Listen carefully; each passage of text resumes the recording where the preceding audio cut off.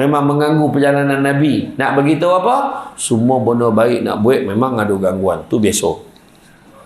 Baru siap-siap nak pergi dengan ceramah, bini mula macam, abang khabar malam ni nak lepak rumah, nak makan sesama, kan. Tak jadi dia pergi ceramah Samsul Debat. Mengelak bini pula, kan. Tak jadi dia. Kan, contohlah, kan. Ada dia gangguan-gangguan, kan. Jadi antara yang dijumpai yang pertama nampak apa? Kemudian nampak kaum yang sedang bercucuk tanam dan terus menuai hasil tanaman mereka. Mereka dituai, bila dituai hasil buah baru keluar, seolah-olah belum begitu tuai, keluar lagi. Tuai belum keluar lagi. Dan keluar lagi, keluar lagi, keluar lagi. Maka inilah yang diberitahu oleh Jibril. Itulah kaum yang berjihad fi sabilillah, yang digandakan pahala kebajikannya sebanyak 700 kali ganda, bahkan hingga gandaan yang lebih banyak.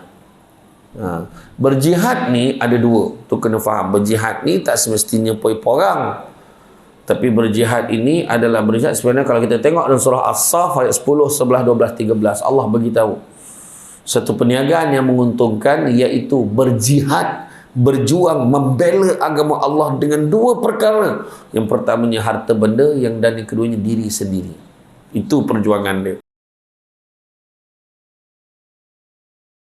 PKK, Tok Penghulu, Tok Sidang, mana yang ada lah malam ni.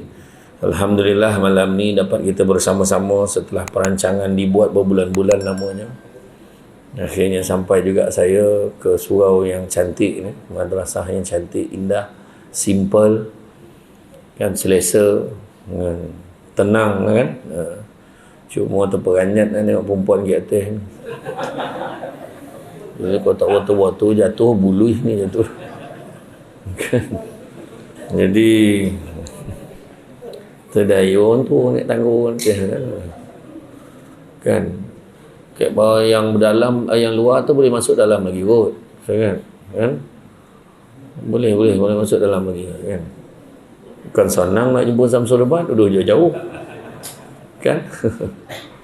Jadi malam ni kita membicarakan tentang ibrah, iktibar di sebalik peristiwa Isra' wal Mi'raj, kan? Bila masuk aja Rejab ni, memang itulah yang seringkali dibicarakan untuk makluman semua.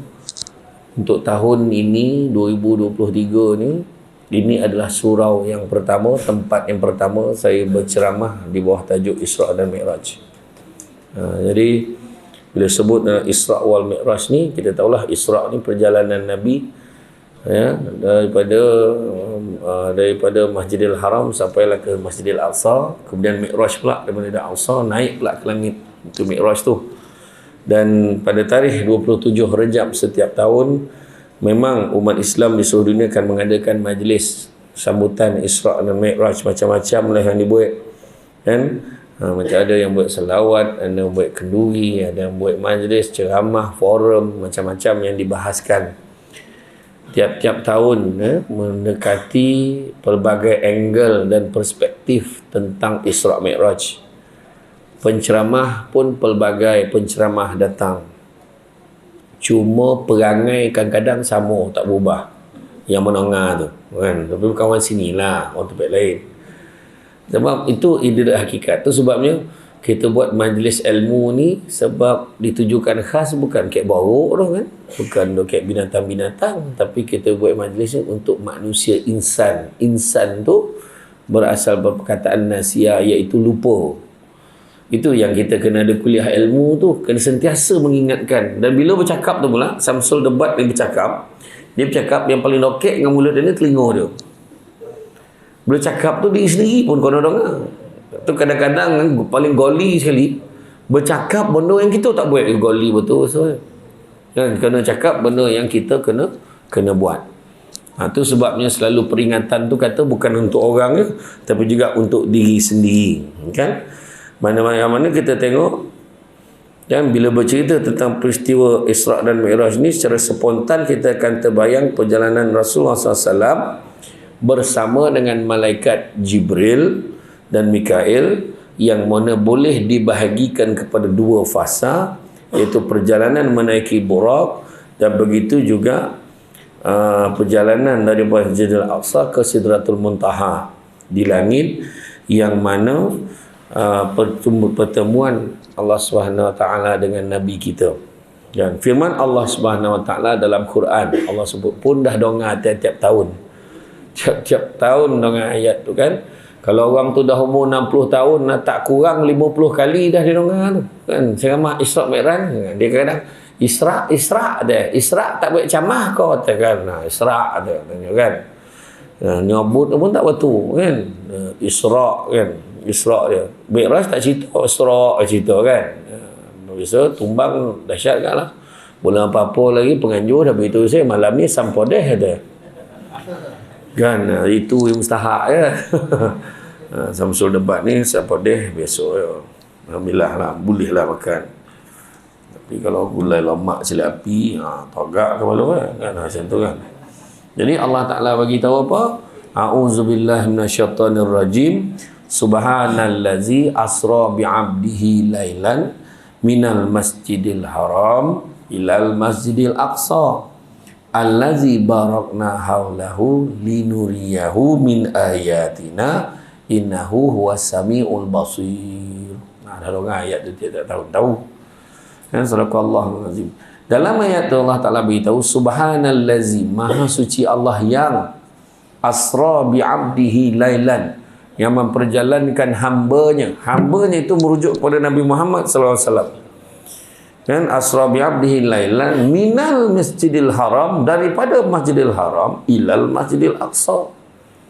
Allazi barakna haulahu, yang mana kami berkati pada malam itu sekelilingnya, linuriyahu min ayatina, dan kami nampakkan. Linuriyahu itu kami tunjukkan tanda-tanda, sebahagian dari tanda-tanda kebesaran kami. Min ayatina, ayatina itu kekuasaan kami, kekuasaan Allah. Innahu, sesungguhnya, innahu huwas samiul basir, sesungguhnya dia maha mendengar. Sami' itu mendengar, basir itu melihat. Sesungguhnya dia maha melihat lagi maha mendengar. Menariknya perjalanan Nabi pada malam itu, yang paling susah nak cerita itu adalah perjalanan itu satu malam. Bukannya bermalam-malam, satu malam. Jadi bila cerita dengan tahap kita hari ini, mungkin tak ada masalah nak percaya. Sebab ada macam-macam kenderaan yang canggih-canggih sekarang.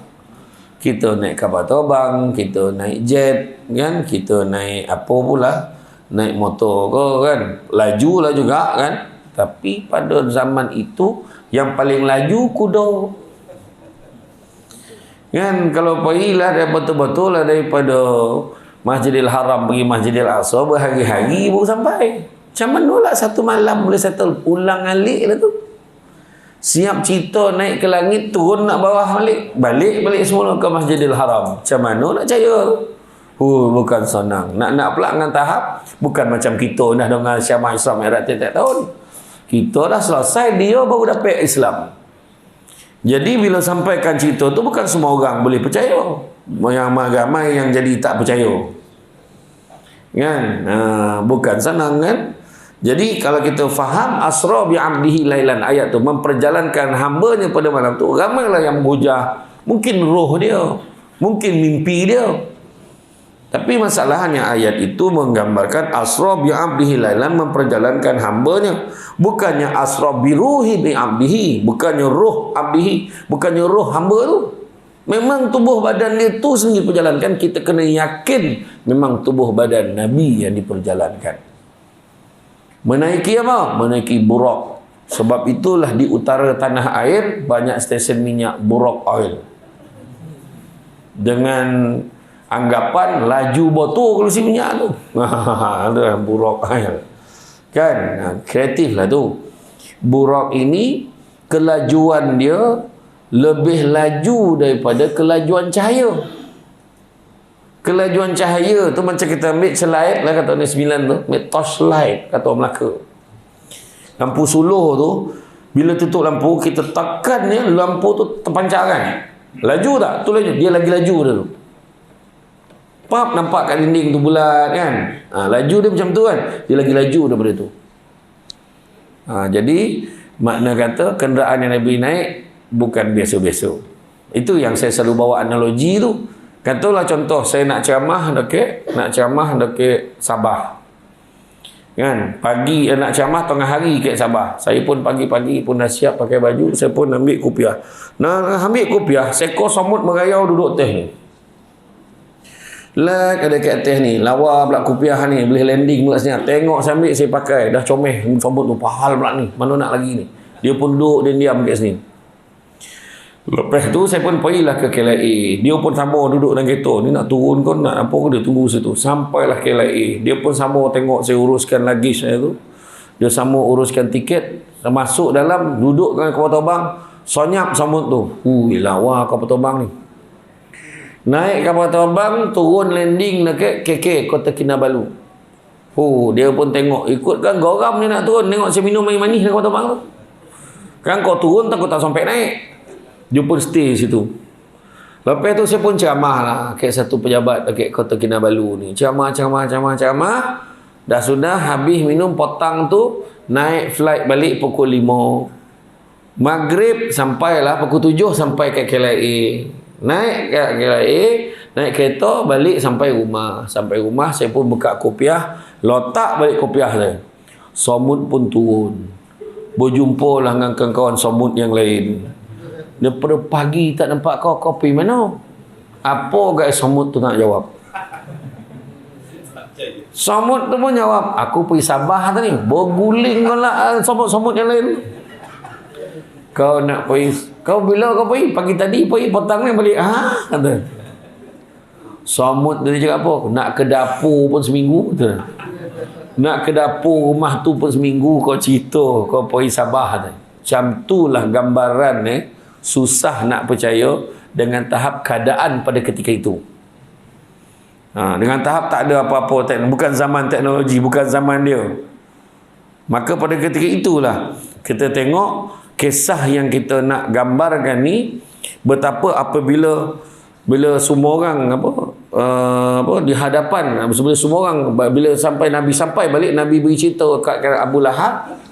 Kan Abu Lahab dengan Abu Jahal punya seronok dengan cerita, yo kau ni betul kau pergi mana? Aku pergi Masjidil Haram tadi. Aku pergi Masjidil Haram, pergi Masjidil Aqsa. Lepas tu aku naik atas 7 langit, aku naik excited. Dah sampai sana nak cerita.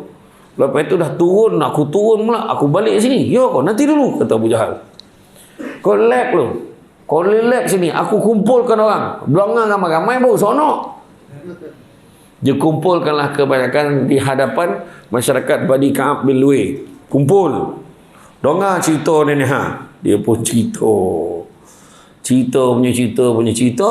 Masa itulah terbahagi 3 orang yang mendengar. Kata Aisyah, bahagi 3. Yang seorang tu, ada sebahagian besar, dia betik. Sebab Abu Jahal, kau tengok betapa gila Muhammad ni. Dia nak cerita satu malam dia boleh sampai kat Masjidil Aqsa. Kau boleh percaya ke cerita dia ni? Ramai juga yang tak percaya, murtad.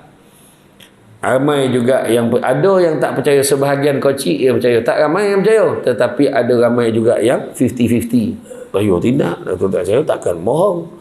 Mungkin ya, mungkin tak. Itulah keadaan dia. Kemudian sampaikan kebetulan ada seorang yang pernah duduk dekat-dekat dengan Masjidil Aqsa tu. Nama dia Uqail. Dia tanya Uqail, betul kau Uqail? Macam mana? Cuba kau cerita balik. Macam mana keadaan Masjidil Aqsa tu? Ceritalah keadaan macam ni, dinding macam ni, bumbung macam ni, macam ni. Uqail kata, betul. Macam tu lah rupa sedangkan Nabi tak pernah sampai sana. Tu kali pertama.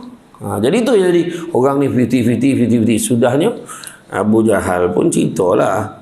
Dia pun cerita dekat Abu Jahal dengan Abu Lahab ni, dia nak konorkan Nabi. Si Abu Jahal tanya dengan Sayyidina Abu Bakar. Abu Bakar, kau boleh percaya kau cakap Muhammad ni? Apa kata Sayyidina Abu Bakar? Lebih daripada itu pun aku percaya. Tu ayat yang menyebabkan ramai orang mula. Tak yalah. Kalau Abu Bakar percaya, takkan kita tak percaya tu. Katalah cerita Nabi siap naik atas shopping mau beli barang bawa balik pun percaya. Maknanya ceritalah macam mana pun. Kalau dah datang pada Muhammad, aku percaya. Sebab itulah Sayyidina Abu Bakar dapat gelaran jolokkan As-Siddiq, yang membenarkan. Nampak tu? Jadi itulah. Jadi setelah yang diceritakan itu, maka itulah jadi berpecah-pecahlah Ada yang percaya, ada yang tak percaya. Macam sekarang ni datang tiba-tiba dengar kan, balik-balik keyakinan kita. Tiba-tiba pula orang cakap, lepas semayang kau jangan zikir. Lepas semayang kau jangan doa-doa semua sendiri. Dah mula orang 50-50 dah.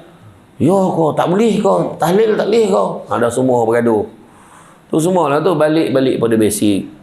Balik pada basic, Nabi dah posan. Jangan berpocah-pocah, jangan kita sosek barik. Nabi dah posan.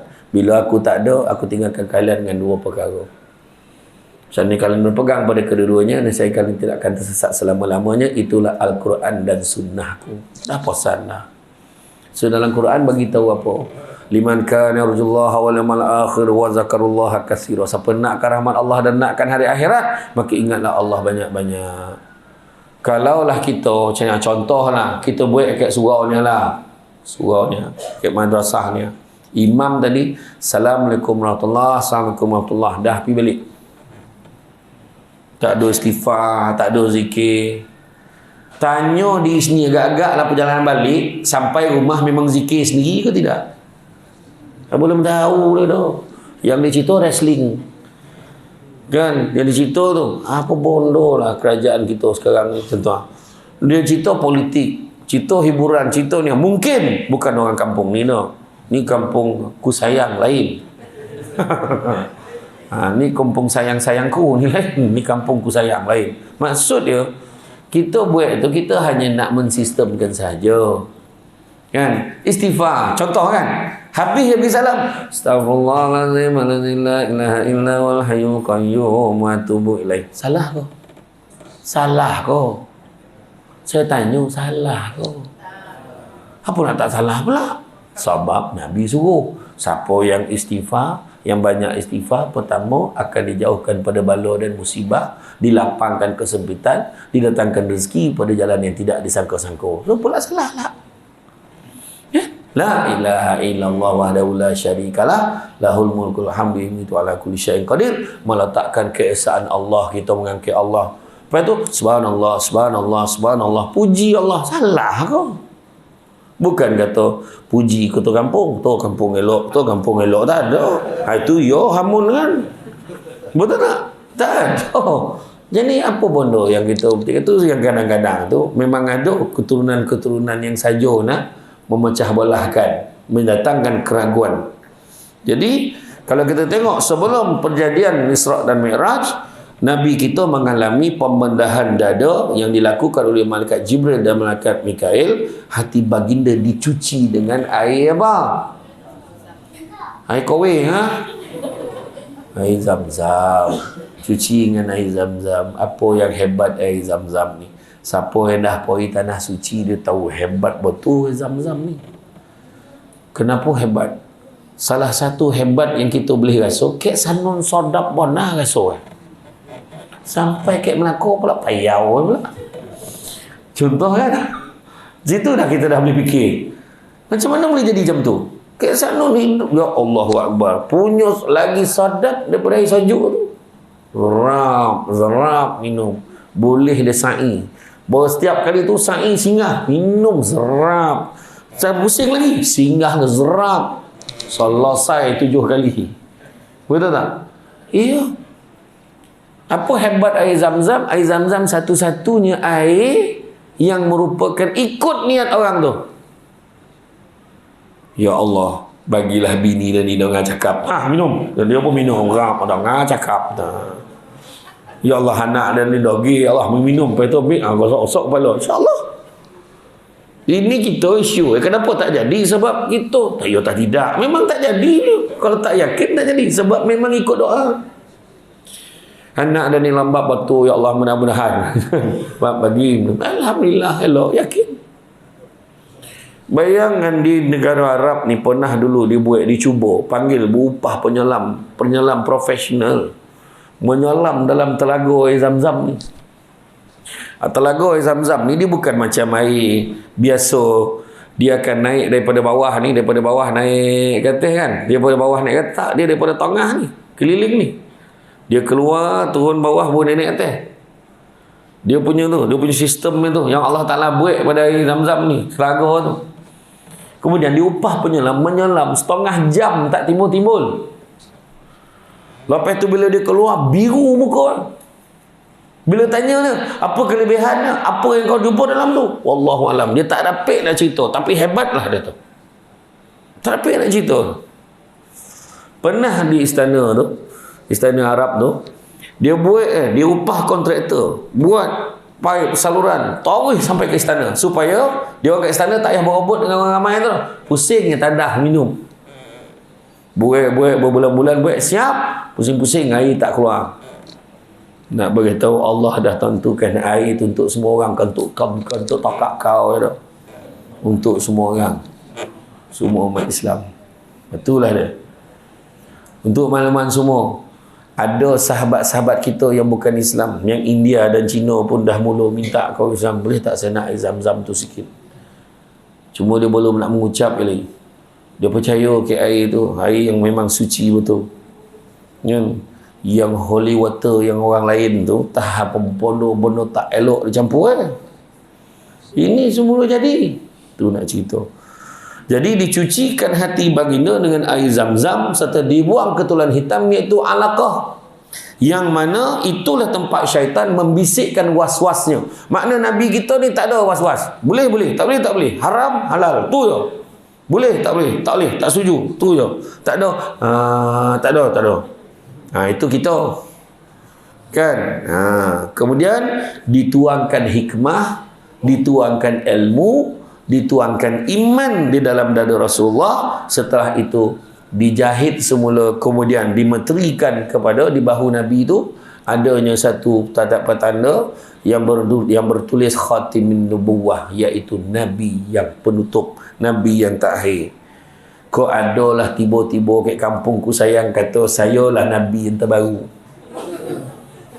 Sekelan kepala tu banyak cekadak dia kata dia Nabi keturunan Melayu pula, kan ada orang mengaku tu.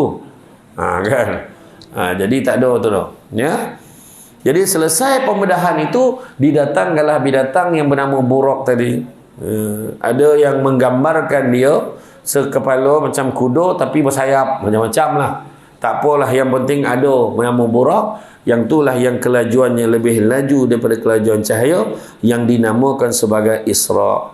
Dan sepanjang perjalanan Isra itu, Nabi diiringi, ditemani oleh malaikat Jibril dan Israfil, yang mana tiba di tempat-tempat tertentu yang mulia. Rasulullah SAW telah diarah oleh Jibril supaya berhenti dan bersolat sebanyak 2 rakaat. Itu sebab sunatnya kalau kita pergi mana musafir, singgah mana-mana, berhentilah solat. Kan macam kita solat kan, kita buat solat jamak, solat apa, buat solat sunat sekali. Kan buat. Ya. Jadi antara tempat-tempatnya adalah Saibah, Madinah, kan, Yathrib. Nama banyak-banyak nama kan. Saibah tu kau nampak tu Muhammad, kenapa? Tak lama lagi Allah akan Allah akan perintahkan kau supaya berhijrah ke Sanun. Tahu dah. Makna Nabi dah tahu awal. Jadi siapa yang mengabarkan Nabi dan peristiwa hijrah tu Nabi tu pelarian, tak betul. Nabi pergi sebab perintah Allah. Kalau nak lari dah lama lagi dah. Orang nak bunuh Nabi bukan masa tu, sebelum tu memang nak bunuh. Kan? Cuma yang Nabi menyuruh tu bukan sebab takut, tapi strategi.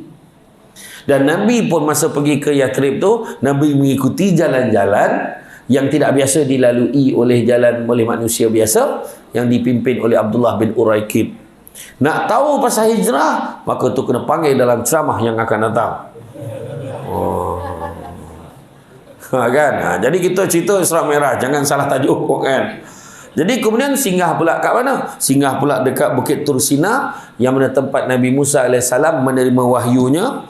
Dan begitu juga singgah sebentar di Baitul Laham, yang mana di tempat Nabi Isa AS dilahirkan. Kemudian Nabi menghadapi macam-macam gangguan dan peristiwa-peristiwa ajaib. Mula-mula gangguan pertama, jin ifrit dengan api jamung yang menjulang-julang memang mengganggu perjalanan Nabi. Nak beritahu apa?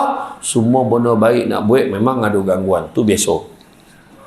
Baru siap-siap nak pergi dengan ceramah, bini mula macam, abang khabar malam ni nak lepak rumah, nak makan sesama, kan. Tak jadi dia pergi ceramah Samsul Debat. mengelak bini pula kan, tak jadi dia kan, contohlah kan, ada dia gangguan-gangguan kan. Jadi antara yang dijumpai, yang pertama nampak apa? Kemudian nampak kaum yang sedang bercucuk tanam dan terus menuai hasil tanaman mereka. Mereka dituai, bila dituai hasil buah baru keluar, seolah-olah belum lagi tuai, keluar lagi, tuai belum keluar lagi, dan keluar lagi. Maka inilah yang diberitahu oleh Jibril, itulah kaum yang berjihad fi sabilillah, yang digandakan pahala kebajikannya sebanyak 700 kali ganda, bahkan hingga gandaan yang lebih banyak.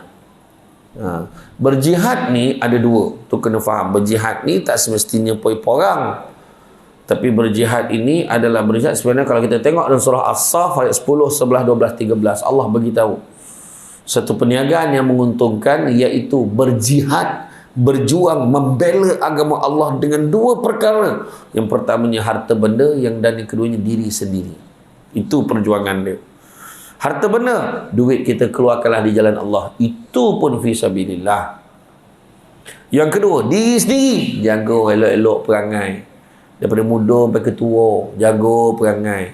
Jangan buat bodoh-bodoh tak sekara. Jangan buat bodoh-bodoh yang polik-polik, dah tua bangku merabur lagi.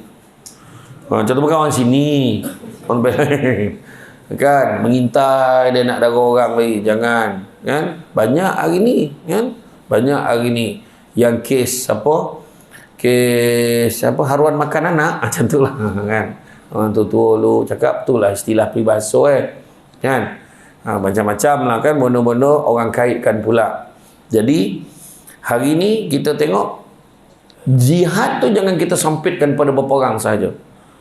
Tu sebab Nabi kata tidak ada lagi penghijrahan selepas Fathu Makkah. Nabi kata yang ada cuma niat dan jihad, iaitu niat baik yang kita nak buat dan perjuangan melaksanakan apa yang kita niatkan. Itulah jihad sekarang. Contohlah cakap kan, dan ingat dan ingat, dan nak pergi surau Madrasah Al-Jariyah ni, aku nak pergi subuh 40 hari berturut-turut. Dia cakap esok dah tak pergi. Dia pun cakap tu sebab dia lolap, ekon, toba, bantal, sodap, bini empuk. Bini empuk kan bantal kan.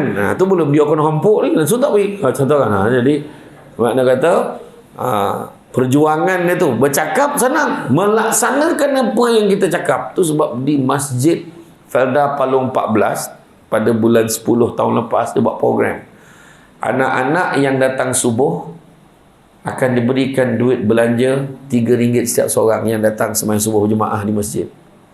Alhamdulillah ramai muda, bahar tak.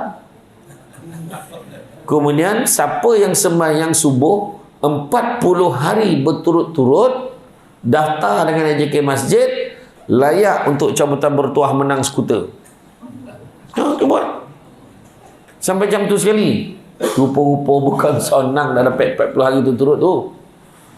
Arwah Haji Azmil Mustafa, ingat tak?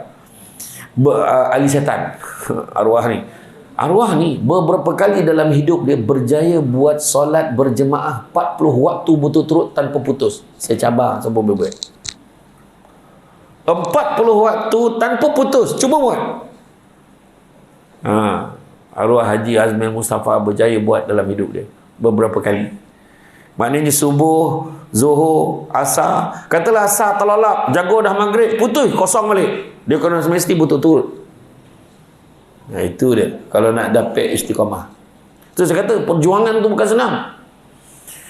Dan dalam surah As-Saff tu beritahu, kalau kita berjihad membela agama Allah dengan harta benda dan diri sendiri, apakah ganjarannya? 4 ganjaran Allah bagi. Pertama, keampunan dosa-dosa. Kedua, syurga adnin yang mengalir sungai di bawahnya. Boleh mandi, boleh minum sungai itu. Ketiga, Allah akan memberikan pertolongan kepada kita bila kita memerlukan. Dan yang keempat, Allah akan berikan kejayaan yang mana cepat masa berlakunya. Kan semua tak sabar nak doreh, kaya nak copek kan, nak berjaya nak copek. Tapi sedekah kau dakut macam mana kan? Lawa madrasah ni kan, kau nak tahu tak apa berapa ringgit duit kau sini, tanya Tak ada. Kapet tabah, sujud tabah 6 muka. Ini kalau bagi yang lain ni. Macam tu lah kira. Jadi makna kata berjihad tu kena faham. Kemudian Nabi lalu pula dekat tempat yang berbau haram, yang mana melalui, itulah kata Jibril, itulah bau kubur Masyitah, tukang sisir rambut anak Fir'aun, yang mana telah dibunuh di dalam satu kawah yang besar. Termasuklah anaknya, bayi yang boleh bercakap untuk menguatkan iman ibunya, yang telah dibunuh oleh Fir'aun kerana tetap teguh beriman kepada Allah. Dia tengah sikat rambut anak Fir'aun, terlopeh sikat tu. Allah sebut. Bila sebut Allah, siapa Allah tu? Jawab Masyitah, Allah itu Tuhan kamu, Tuhan aku, Tuhan kita semua. Jadi anak Fir'aun terperanjatlah. Dia ingat Abah Tuhan. Apa cer? Kan? Tu saya tambah tu. Dia tak cakap apa cer tu, saya cakap tu. Maka dia mengadulah ke Abah. Si Fir'aun pun panggil. Fir'aun, apa cerita ni? Kau cakap dengan anak aku yang Allah ada Tuhan selain pada aku pula. Ya, dia kata. Betul lah tu. Allah itu Tuhan aku, Tuhan kita semua. Oh, tadi pun bawa ahli keluarga, suami, anak-anak. Sekarang kau cakap, kalau kau mengaku aku Tuhan, baru aku selamatkan kau. Kau tak, aku bunuh seseorang ni. Tak, Allah Tuhan aku. Tolak. Seperti yang lelaki tak, Allah tolak anak seorang. Sudah baby tu. Waktu baby itulah hati terdetik lah seorang ibu. Lah sian ni pula anak dan Allah, macam mana ni? Bersuaralah bayi tu. Wahai ibuku, usahlah dikau gusar. Sesungguhnya syurga Allah sedang menanti kita, wahai ibuku. Begitulah dia merelakan. Termasuklah Masyitah pun masuk dalam kawah tu. Mangal kawah yang mengelagak mati. Tapi itulah pusara kuburnya berbau wangi, tuan-tuan dan puan sekalian. Dan bukan senang kan kita kat tepi kawah tu. Entahlah, tu beza iman kita dengan orang. Ya. Kemudian nampak pula sekumpulan orang yang hanya menutup kemaluan mereka kubur dan dubur, depan dengan belakang. Tutup depan dan belakang dengan secebis kain, dan mereka dihalau seperti binatang ternakan. Mereka makan bara api daripada batu, daripada api neraka. Kenapa orang tu tutup kubur dan dubur, tutup depan belakang dengan secebis kain, dihalau macam binatang neraka, kesanun kemari. Kemudian dalam mulut itu tolan bara api. Sakit ni, melulung sakit, tapi tolan daripada bara api, daripada api neraka. Maka kata Jibril, itulah orang yang tidak mengeluarkan zakat harta mereka. Zakat ni ramai orang, alhamdulillah si baik bayar gitu. Tu zakat fitrah. Zakat fitrah memang semua steady lah, insya-Allah. Kan, yang bujang tu pun beratur lah bayar. Kan? Tapi jangan lupa kita ni ada pendapatan. Orang perempuan ingat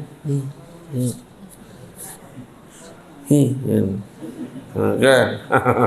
Cincin, barang komeh yang pakai lain kira, yang tersimpan lain kira. Jangan sebab dia itu ya kita tak lopeh, kan? Suruh semak niaha yang tersimpan, kira-kira timbang berapa gram. Dia ada setiap negeri lain dia punya timbangan ni. Kayak Kelantan borek sikit timbangan ni sebab dia banyak pakai, kan? Jadi dia akan kira setiap negeri lain yang kita pakai berapa yang baru kena zakat tu. Kalau yang kita simpan berapa, tu kena hati-hati, pastikan semak. Jangan main sepes sendiri. Kau gaji kau berapa? 1,500. Tak ada. Sadap cakap. Kan macam tu dah. Dia kan kira tanggungan-tanggungan. Pari sorah diri je. Pergi ke pusat zakat tu. Boleh tak tolong kirakan berapa zakat yang saya kena bayar? Okey, dia pun tanya pendapatan berapa, gaji berapa. Okey, anak berapa orang, yang sekolah berapa orang. Dia semua tanya. Bayar tuan-tuan. Itu yang ada setengah golongan marah. Contohlah. Kita patut bayar zakat, katalah patut bayar zakat 1,500 lah. Kita pun bayar 3,000. Lebihan 3,000. Bila bayar 3,000, bonus tu akan diambil kira dalam pelepasan cukai. Itu dah setengah orang marah. Dia cakap orang Islam cenekeh sebab bayar zakat lebih. Itu saya tak nak panjangkan cerita tu. Saya sebut setengah orang. Mana dia bukan orang tu, setengah orang. Ya. Jadi kita kena betul. Sebenarnya dalam pelepasan cukai zakat ni semua pun untuk pembangunan orang Islam. Zakat ni. Kan? Jadi keluarkan zakat. Jangan kita kira main-main pandai-pandai sendiri. Suruh orang kirakan. Saya sendiri pun suruh orang kirakan. Kan? Tu belum cerita lagi. Yang ponteng poso tu. Marin masa muda-muda marin. Tak apa kojo muka pun ni mantan darah main banyak tengah hari tu. Buat muka cadat mati warna buku poso tu. Tapi memang ia pun Allah bagi orang yang tak poso lagi teruk lapar daripada orang yang poso. Tapi nak tahulah kan, nak testing poso bulan Rejab. Kan? Betul. Paling susah poso sunat bukan apa. Kita poso orang minta darah depan kita. Susah. Kan? Buatlah tuan-tuan. Nabi hampir setiap hari Nabi poso bulan Rejab. Cuma Nabi berbuka juga sebab tak nak orang menganggap ia sebagai satu poso yang wajib. Dia poso sunat. So siapa nak poso lah. Siapa yang belum ganti. Kemudian poso, kalau kita masuk je bulan Syakban, kita hanya boleh poso sunat 5 boleh hari pertama sahaja. Masuk 5 boleh hari yang kedua dah tak boleh dah. Kalau pun nak poso pada orang yang tak settle lagi, yang ganti ko apa ko, buatlah copek. Siapa yang dah tolong hari, tolong kira berapa kena bayar. Ya. Adalah seorang pekerja saya marin, dah berhenti dah pekerja saya marin lah, pekerja ke office tu. Dia mengaku, kau marin poso tak? Ya je. Mana tak poso lah. Berapa kali kira daripada dia akil balik, kira sampai umur 35 tahun, jumlah yang dia kena bayar, balik lebih kurang berapa boleh ribu dah. So 7,000 ke 8,000 macam tu lah. Kena bayar. Beli back loan nak sabarlah aku. Tapi betul kira tuan-tuan. Ya, kadang-kadang ada bonus tak settle gitu kena selesaikan. Kemudian nampak pula Nabi teruskan perjalanan, nampak satu kaum lelaki dan perempuan memakan daging mentah yang busuk, sedangkan daging yang masak yang elok ada kat sisi mereka. Daging mentah tu inilah kunyah, tolan, busuk, jijik, beranak. Yang elok ni terhidang, dah siap masak macam daging tetel tu. Dengan tetel sampodeh. Kan? Tak nak ada dah. Yang busuk tu ambil Siapa dia orang ni? Maka kata Jibril, itulah orang yang melakukan zina, sedangkan lelaki dan perempuan itu masing-masing mempunyai suami dan isteri yang sah. Ya, banyak hari ni. Kayak pejabat-pejabat tu, lunch husband, lunch wife. Tengah hari check in ke hotel dengan bini orang. Banyak berlaku sekarang. Hati-hati. Ya. Dan kemudian nampak pula lelaki yang berenang dalam sungai darah. Berenang dalam sungai darah dan dilontarkan batu kepadanya. Maka kata Jibril, itulah orang yang makan riba. Nampak? Makan riba. Kan Nabi dah sebut, maka mulai hari ini segala urusan berkaitan dengan riba dihentikan mulai sekarang, dalam khutbah terakhir Nabi. Kan? Jadi masa tu adalah yang berbunyi. Sekarang pun ada yang cakap, memanglah sistem perbankan Islam tu tak ada interest, tapi charge perkhidmatan dia tinggi. Lagi baik pakai bank biasa. Dia cakap macam tu. Bila dia cakap macam tu, suruh dia mengucap balik semula. Ya, suruh mengucap sebab ni hukum Allah. Dia boleh cakap baik pakai biasa sebab memang betul charge perkhidmatan tu tinggi, tapi dia apa? Dia selanjar. Dia tak boleh naik turun, dispekulasikan, tak tahu. Dia dah diakadkan pula. Itu beza Tuan-tuan, nak cakapkan sistem perbankan Islam ni adil dan tidak menekan. Sahabat-sahabat kita yang berbangsa Cina dan India ramai yang masuk duit dalam sistem perbankan Islam. Dia pun percaya. Kita pula petikai kan. Kan? Hati-hati. Kadang-kadang sadap cakap, tinggi je cahaya tabik, kau pakai bank besok. Dia tak tahu memang dia rendah. Tapi berubah-ubah. Kau jawab macam ni, kau jawab macam ni, kau jawab macam ni. Itu sebab jangan. Kemudian nampak pula lelaki, ni ramai ni, menghimpun seberkas kayu. borek. Tak boleh bawa ni. Umat borek. Ambil lagi tu. Ambil lagi. Itulah dia. Orang yang dah tak terbawa dengan jawatan amanah yang ada, meminta-minta lagi amanah yang lain. Tu cerita dia pengurusi beliau Datuk saja tu dah dia dipilih, tak apalah, tak maksud dia minta-minta lagi, bagilah kejawatan ni, bagi kejawatan ni, ketua kampung meminta, yang ni meminta, dia ketua kampung, dia pengurusi peladang, dia pengurusi ni, dia pengurusi PABG, habis segala jawatan dah tu. Lepas tu sibuk lah cerita, saya ni terlampau banyak jawatan sekarang ni, saya sendiri tahu dah tak dia nak belagak pun nak apa, jangan main-main. Itu dia orang yang menghimpun seberkas kayu, tak terbawa amanah yang ada. Tu sebab selalu saya pesan, jangan minta-minta jadi pemimpin, tapi kalau dah dipilih, kena terima tu sebagai satu amanah. La imana liman la amanata lahu wala dina liman la ahdalahu. Tidak beriman orang tak jaga amanah, tak beragama orang tak melaksanakan janjinya. Jadi jaga amanah. Tu saya ceramah kat sekolah sekarang. Adik, ada tak mak pesan pergi sekolah sok kau cari lah menantu lelok untuk mak? Ada tak? Tak ada. Tak tahu kau. Mak kau suruh apa? Suruh belajar. Tahu tak apa? Kau baik benda lain berdosa sebab kau langgar amanah. Tu dia. Kemudian kan, itu satu grup. Kemudian nampak pula satu kaum yang sedang menggunting lidah dan bibir mereka. Menangis ni sakit. Sakit azab gunting bibir dengan lidah.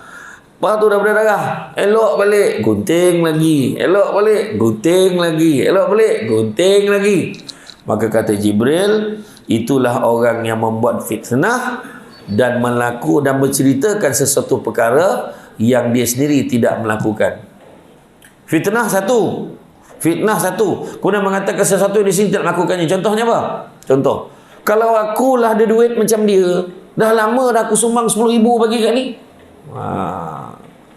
Contohlah kan, dia tahu orang tu ada duit kan. Kalau aku ada duit macam dia, dah lama aku buat, sedangkan dia pun ada duit macam tu, dia pun tak buat. Jangan gambar-gambar cakap pasal orang. Rumah besar, kereta besar, kalau aku sedekah rumah anak yatim. Dia rumah pun dah besar, kereta pun dah tak, dia bagi ke anak yatim. Jangan gambar-gambar cakap pasal orang kan. Tu cerita. Kemudian nampak pula kaum yang mencakar muka dan dada mereka dengan kuku tembaga, berdarah-darah, cakar. Itulah dia orang yang memakan daging manusia lain, mengumpat dan menjatuhkan maruah, mencela, menghinakan orang. Tu yang Samsul Debat kena baru-baru ni. Sol. Samsul lain yang buat, Samsul lain yang kena. Kan? Sol. Kan? Siap boykot tu. Dulu minat betul ceramah beliau, tapi semenjak beliau ada kes dengan perempuan-perempuan ni kan, langsung boykot ceramah beliau. Pahal pula. Gambar saya tengah ceramah tu, satu lagi gambar saya dekat Jabal Sur tu. Dia kata hari-hari fitnah, hari-hari ceramah pasal kahwin, sudahnya dia yang kahwin, tak guna punya jantan. Aduh, tuan-tuan tengoklah. Saya pun komen lah balik. Saya komen balik. Saya hantar dekat IG dia. Saya kata, kenapa tulis macam ni? Lepas tu dia jawab apa? Oh, ya ke Ustaz? Sorry lah Ustaz, salah info tu. Kau dah balon kau tak sakot. Ni cakap apa? Bukan main-main lah. Kau nak main, kau nak. Ni, cakap muka. Orang kuku temaga pada darah. Nak. Jangan cakap pun yang kau bukan. Ada yang buat fitnah. Samsul Debat tu kalau tak ada 5,000 bayar, memang dia tak datang. Kau cakap penuh-penuh macam tu. Itu orang lain tu, kau salah orang tu. Tanyalah surau, mana tu berapa bayar ni? Tak ada pun tuan-tuan. Yang penting booking time. Okey, saya datang lah. Berapa lama booking lagi? Berapa lama booking? 5 bulan. Awak tu. Iyo. Si baiklah dapat kan. Nanti ni nak panggil pula ceramah hijrah kan, nak booking daripada sekarang.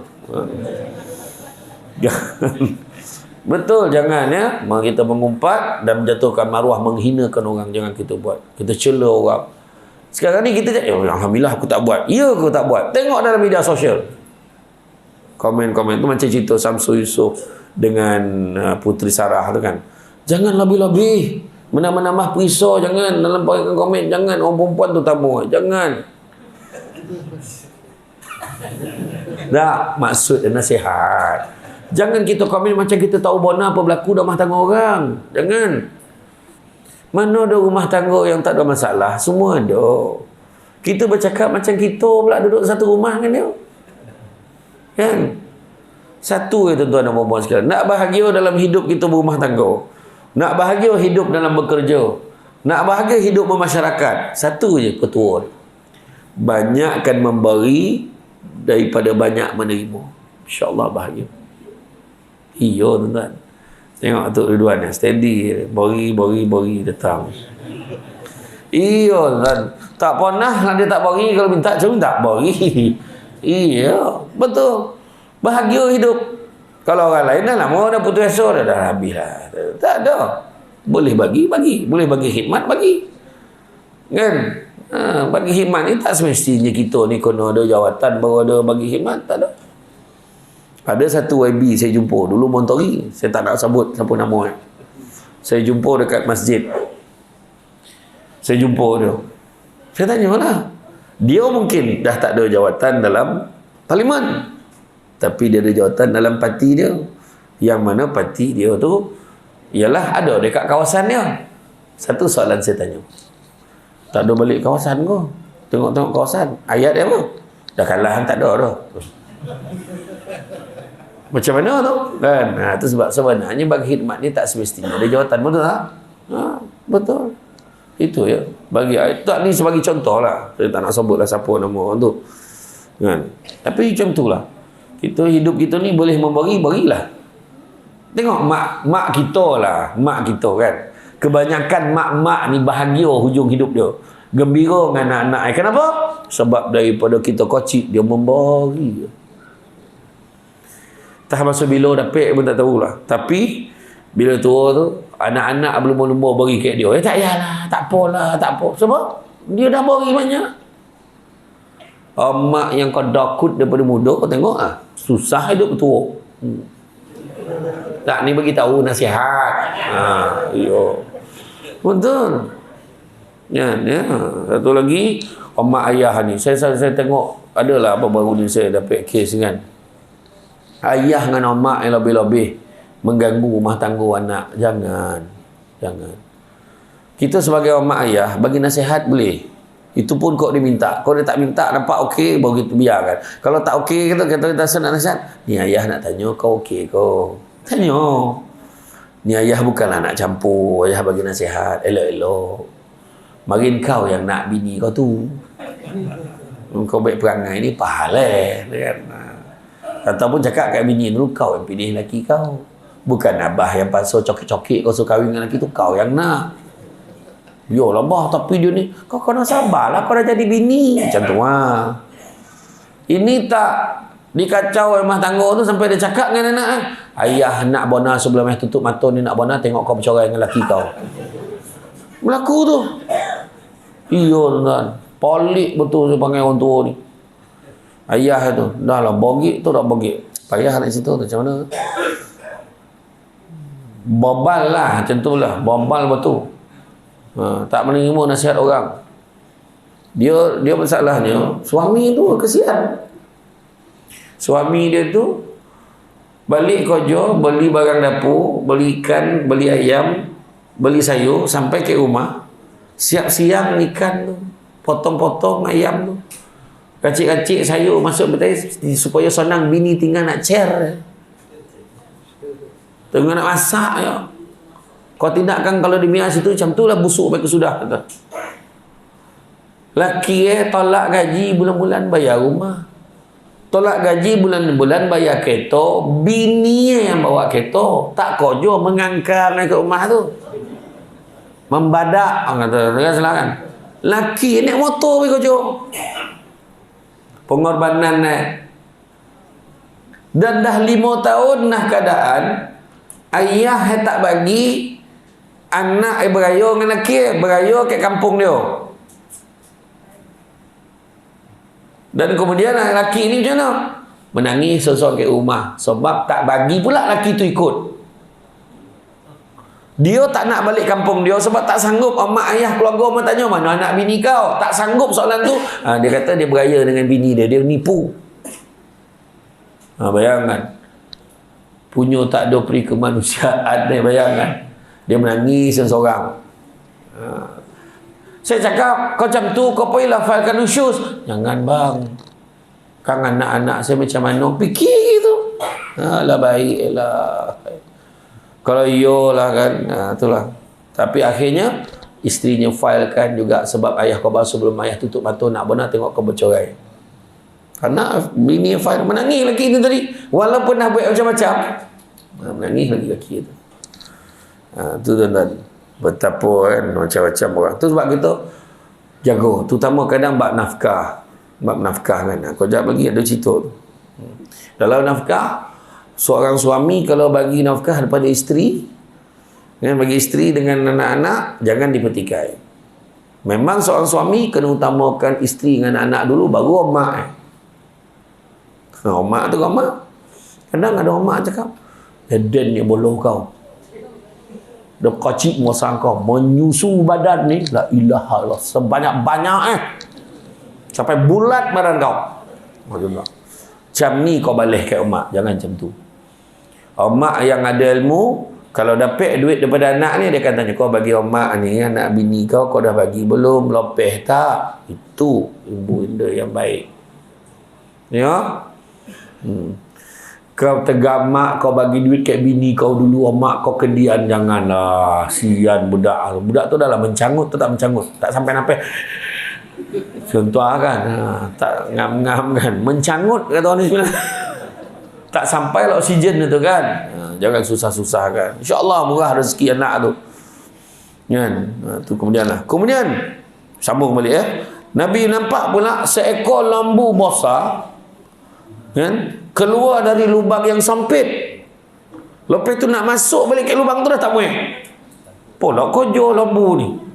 Lembu tu keluar pada lubang yang sempit, nak masuk balik dah tak boleh. Maka kata Jibril, itulah orang yang bercakap besar, takabur, kemudian menyesal tapi sudah terlambat. Cakap besar. Kau mana belagak-lagak hidup ni, jangan cakap besar. Ya. Contohlah tu ada orang tu kan, saya ceramah saya 10,000 tak lagi kalau ada orang cakap tu kan. Itulah semua tak panggil dia. Mana cakap apa? Saya senang lah tuan-tuan. Kalau malam ni tiba-tiba JK cakap, terima kasih Ustaz datang. Memang kita orang memang bagi asam podeh ni lah tu lah kan.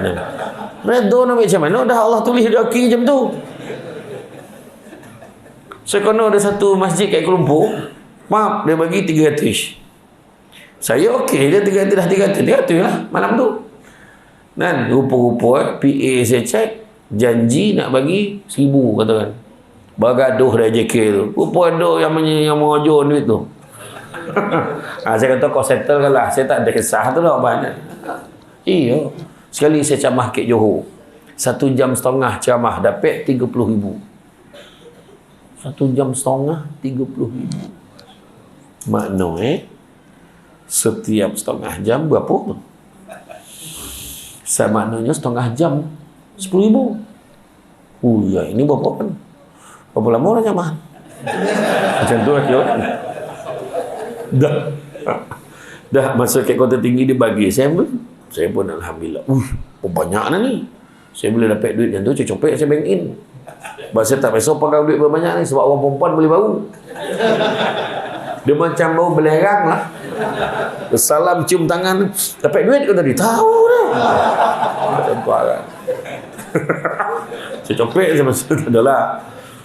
Masuk duit, maksimum. Wih, faham ni berapa ni? Dah 7,000. Berapa ni? Saya tengok dalam tu berapa ikat tak masuk lagi ni. So masuk, maksimum. Masuk, maksimum. Sudahnya total 30,000. Penceramah paling mahal Malaysia. 1,5 jam 30,000. Tak paling mahal kok. Lepas tu, Telefon bunyi, hello, Assalamualaikum tuan, minta maaf tuan, salah sampul tu. 5 minit dia. 5 minit dia pegang duit tu. Nak beritahu apa? Dah joki takat tu, pulang lah balik. Itu sebagai saya kata, tak usah kita bising-bising. Yang penting joki yang halal. Jadi kalau saya simpan duit tu, bukan saya punya, bukan hak tu. Tu dia. Okey, sambung. Kemudian nampak pula seorang perempuan dengan dulang yang penuh dengan pelbagai perhiasan. Penuh dengan perhiasan. Maka Rasulullah SAW tidak mempedulikannya. Kata Jibril, itulah dunia. Penuh dengan kemewahan, penuh dengan tu, janji ni.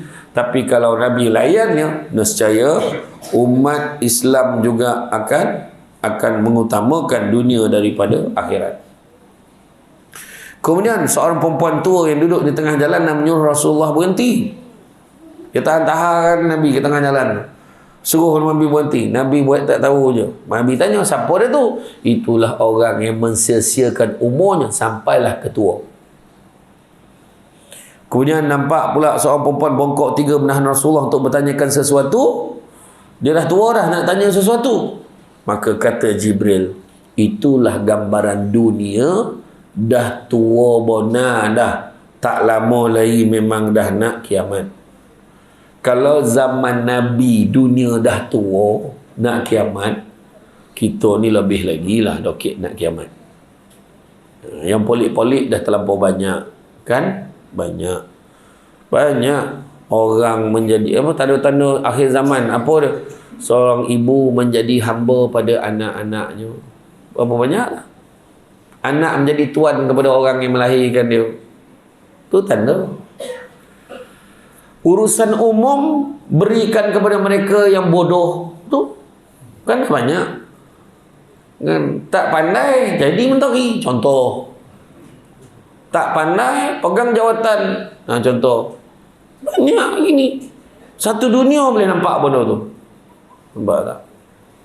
Contohlah JK Surau. Bendahari bagi orang yang tak pandai kira. Macam mana? Macam tu lah kira kan. Banyak. Tu belum cerita lagi. Lahir-lahir senapang sibuk nak jadi perempuan. Kau dah senapang lah. Faham tak tu? Dah lah lelaki tak ramai. Yang tak ramai tu pula sibuk nak buang senapang lah. Dah poning betul. Aduh, hai, borek betul tuan-tuan. Dia kan? Tu dia. Jadi mana gambaran dunia sangat tua. Kemudian tiba di Masjidil Aqsa, Nabi Muhammad turun dari Buraq, masuk dalam masjid dan mengimamkan solat 2 rakaat, yang mana segala para anbiya dan mursalin, nabi-nabi dan rasul-rasul seluruhnya menjadi makmum di belakang Nabi. Hebat Nabi kita ni. Kemudian Nabi Muhammad dah habis solat tu, terasa dahaga bona.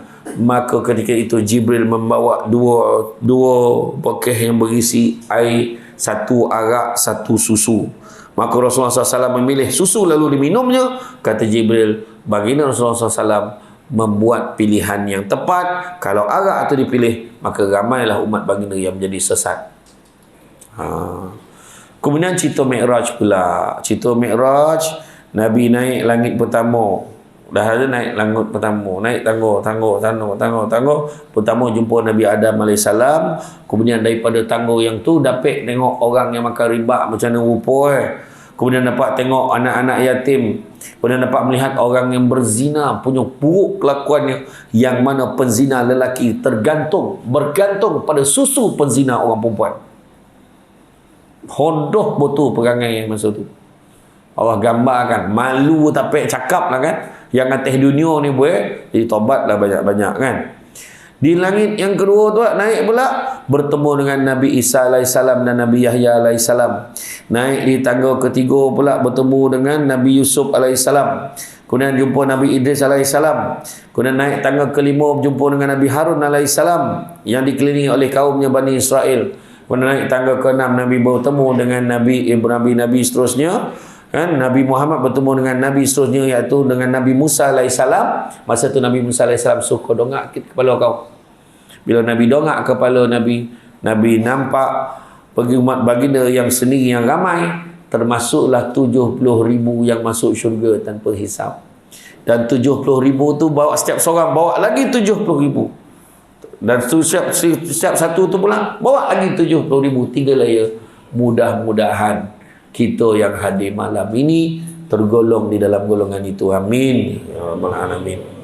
Kemudian di langit yang ketujuh terjumpa pula dengan Nabi Ibrahim Khalilullah yang sedang bersandar di Baitul Ma'mur sambil menghadap beberapa kaumnya.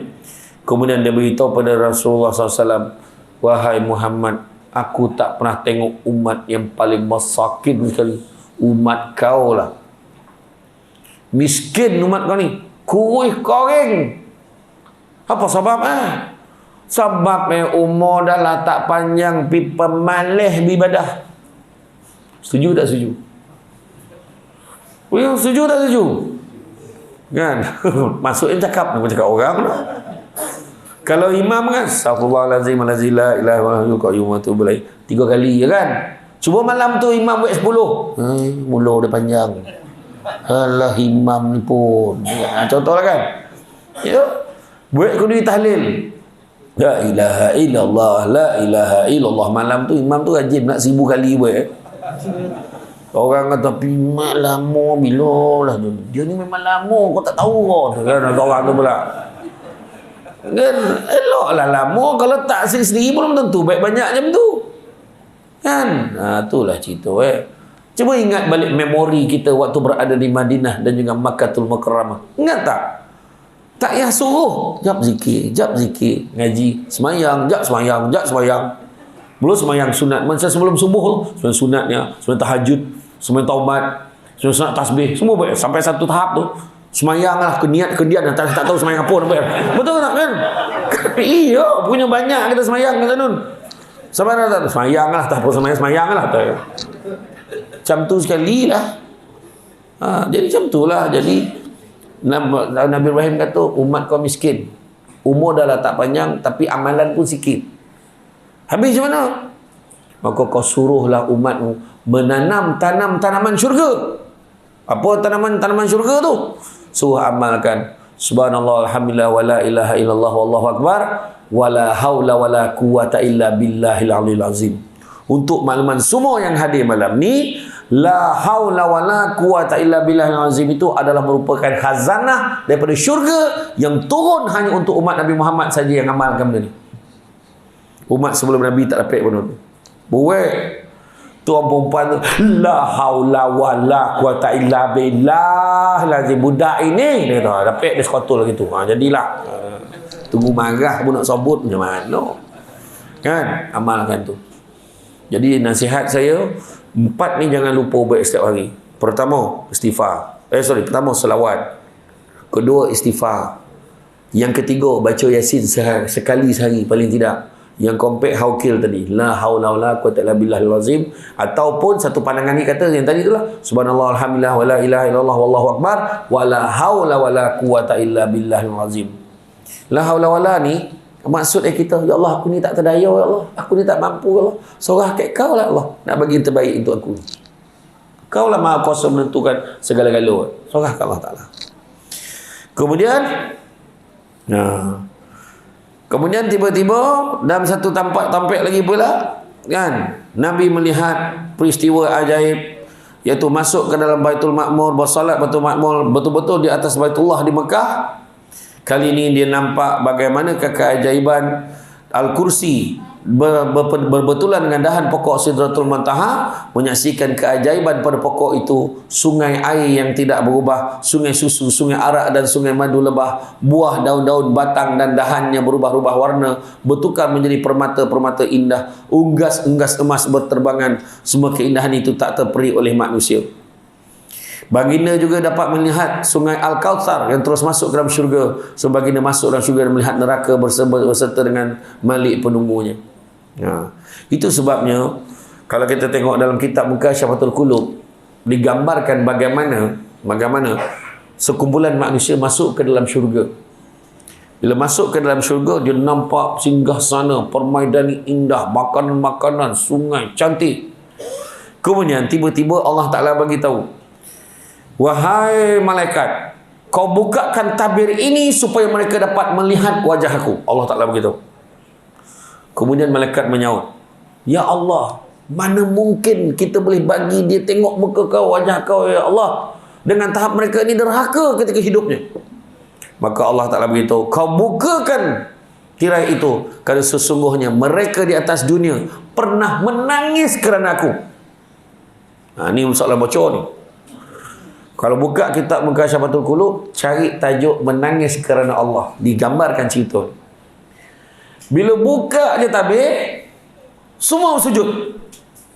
Bila nampak Allah, semua sujud. Maka Allah Ta'ala beritahu, wahai hamba-Ku, bangkitlah.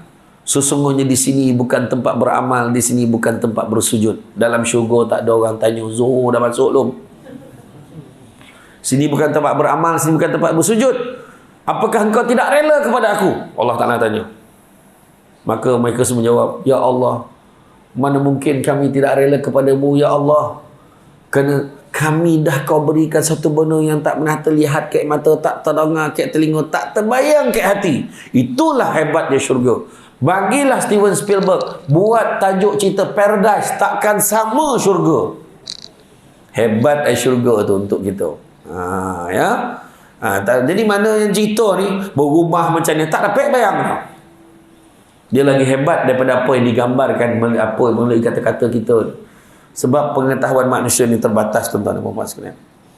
Kemudian Rasulullah masuk ke dalam nur dan naik ke mustawa dan syarul aklam. Beliau seorang lelaki yang gaib di dalam nur arash, iaitu lelaki di atas dunia yang lidahnya sering basah berzikir, hatinya tertumpu penuh pada masjid dan tidak pernah memaki hamun kedua ibu bapanya. Maka ini yang paling penting, sampai ke Hadratul Qudus, Nabi menghadap Allah Subhanahu Wa Taala. Pada ketika itu Nabi lantas bersujud. Kemudian Allah Ta'ala beritahu, wahai Muhammad, dongakkanlah kepalamu dan bermohonlah. Nak beritahu apa?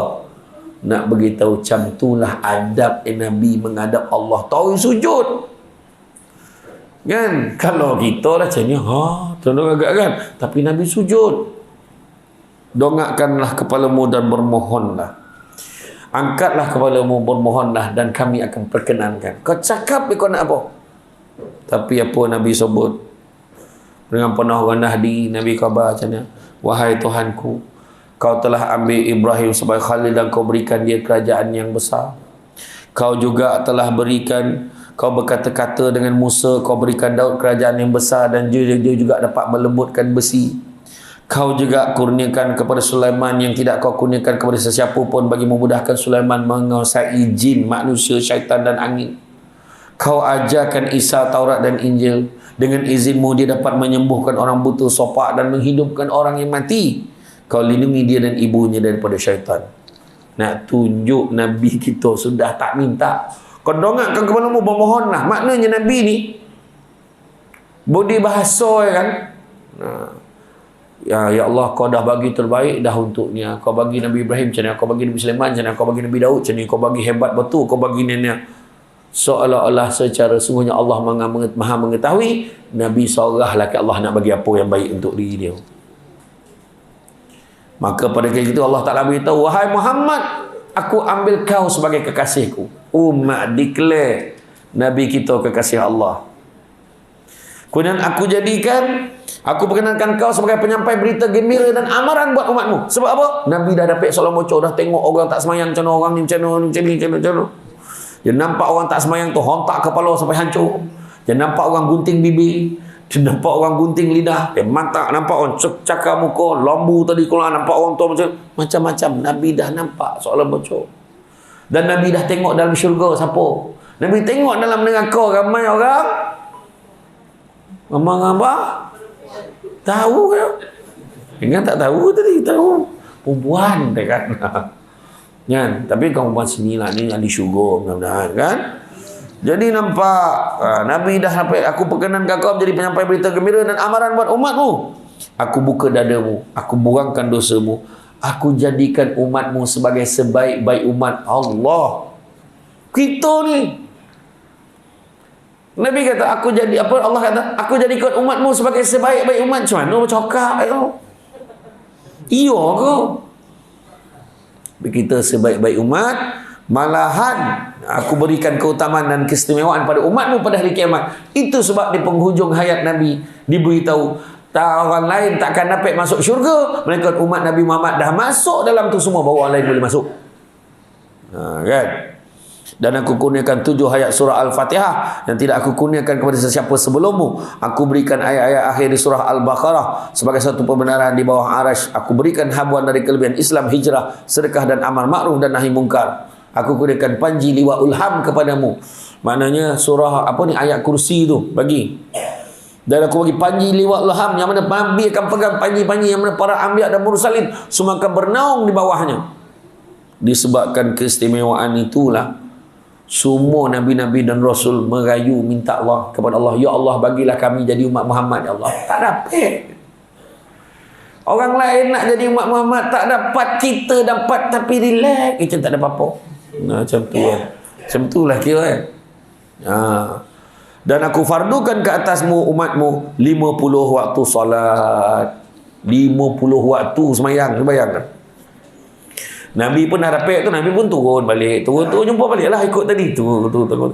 Sampai jumpa Nabi Musa tanya, macam semayang berapa waktu? 50. Ui, kau jangan. Baik kau naik balik minta dengan Allah Ta'ala. Tak terbuat umat kau dah. 50 waktu ni banyak. Ya kau. Nabi pun, ni terjemahan dia tak macam tu berat dah. Kau lah cakap ni 9 pula kan. Lepas tu naik balik. Sebab sayang ke umat, Nabi naik. Turun berapa? Dapat kurang? 45. Jangan. Naik lagi. Baik kau naik. Tak terbuat. 9 kali turun naik. Akhirnya tinggal 5 waktu. Ramai yang tak tahu. Kebanyakan penceramah ganggu tak share ni. Tapi saya share malam ni. Dikatakan ada satu pandangan menyatakan bahawa salah satu sebab kenapa Nabi Musa suruh naik sampai 9 kali itu bukan sebab minta diskaun ni. Sebab Nabi Musa seronok bona tengok muka cahaya kat muka Nabi bila berjumpa dengan Allah tu turun tu. Kopi naik lagi. Bila turun tu seronok tengok cahaya tu. Kau naik lagi sebab Nabi Musa dapat kelebihan, dapat berkata-kata dengan Allah tapi tak pernah jumpa. Nabi kita dapat menghadap. Tu yang suruh naik turun tu. Sudah dah tinggal 5. Kau pergilah naik. 5 ni pun tak terbuat umat kau. Betul ke tak betul? Subuh paling susah kali gitu kan. Yang paling sikit rakaat paling susah. Kau naik yang 5 ni pun tak terbuat. Nabi kata apa? Wahai Musa, cukuplah tu. Dah tak ada muka dah aku ni. Malu bona dah nak minta. Itu yang ada orang cakap tu. Patut Nabi kena naik sekali lagi. Itu kau akal kau tak nak sayang. Kan? 5 tu pun tak terbuat. Nabi pun turun. Perjalanan pulang ke Mekah pada malam yang sama dan bertemu dengan peristiwa ni sebagai saksi bukti bahawa Isra Mi'raj itu sungguhnya berlaku. Dikatakan pada 27 Rejab, kira-kira 18 bulan sebelum Nabi hijrah. Jadi tuan-tuan dan puan-puan rahmati Allah sekalian, sesungguhnya Isra Mi'raj ni bukan hanya sejarah yang perlu diceritakan kembali setiap kali bulan Rejab. Tapi sebenarnya bagi kita meneladani, itu yang kata tadi, iktibar di sebalik peristiwa Isra dan Mi'raj ni. Sebab kita hari ni kita lihat, pertama, malam itu membuktikan kebesaran Allah. Kalau Allah nak kata jadi satu malam pun boleh settle. Allah Ta'ala nak kata jadilah. Siapa sangka? Tak pernah terfikir tiba-tiba 2 tahun tak boleh keluar rumah. PKP. Allah Ta'ala bagi jadi. Nak cakap apa? Kan? Tak pernah terfikir pun. Kan? Orang ni boleh tutup company dia. Terus jadi. Tak pernah terfikir orang ni boleh jatuh daripada kedudukan. Jadi, macam-macam. Benda-benda pelik pun berlaku. Kedua, menguji akidah dan keimanan kita. Kita bersyukur dengan apa dah disampaikan kepada kita, kita boleh percaya. Berbanding dengan orang ketika zaman Nabi. Kalau kita duduk zaman Nabi dengan iman kita sekarang, belum tentu kita boleh percaya. Ketiga, gambaran kehidupan dan balasan di akhirat. Tadi, macam-macam. Orang yang tak semayang, yang borek nak semayang kan hontak kepala sampai pecah. Macam tepung kepala kelapa. Tepung kelapa. Hontak pecah. Berdarah. Elok boleh. Hontak lagi sampai ke sudah. Bertahun-tahun benda tu menanggung. Kan? Dan begitu juga berwaspadalah dengan godaan syaitan. Kan? Itu sebabnya Nabi ni sayangkan kita diletakkan di tempat yang baik. Sebenarnya cuma kita yang kadang-kadang yang gemar menyusahkan diri kita. Kita sendiri yang menyusahkan diri kita. Bayangkan ketika sahabat tanya, "Ya Rasulullah, siapa yang paling kau rindu ya Rasulullah?" Nabi jawab, "Aku paling rindu umat akhir zaman." Pahala pula. Kita orang ni ada kat kau rindu lagi kat umat akhir zaman. Apa cerita lah? Nabi kata, "Macam manalah aku tak rindu kat dia orang. Dia orang boleh beriman pada Allah dan kepada aku dengan tahap tidak sekali pun mereka berpeluang memandang wajah aku." Itulah sayang Nabi kat kita. Itu sebab tuan-tuan dan puan sekalian, peristiwa Isra' dan Mi'raj ni patut mengubah diri kita. Yang paling penting sekali adalah perintah solat. Jagalah solat kita. Itulah tiang. Kalau tiang tu tak jaga, tiang-tiang lain lagi lah tak boleh jaga, tuan-tuan. Ya. Jadi rasa cukuplah sekadar itu. Kan? Bak kata orang, kan? Pengajaran yang paling besar tu adalah nikmat iman dan Islam. Kat tempat lain tak dapat. Nak buat kuliah macam ni pun tak dapat tempat lain. Tengah-tengah kuliah meletup, hilang, bersopai, tangan kek tingkap, kaki kek semua. Kan kita boleh lagi buat kuliah. Tadi berapa ramai yang datang naik motor, helmet pun tak pakai. Punya steady dia kampung sayangku. Kampungku sayang. Bertukar pula nama kampung ni kan. Jadi bersyukurlah dengan nikmat iman dan Islam. Jangan kita rosakkan. Tuan-tuan dan puan sekalian, pandai-pandai tupai melompat, akhirnya jatuh ke tanah jua. Dan walaupun perkongsian sudah tamat, mudah-mudahan meresap ke dalam jiwa.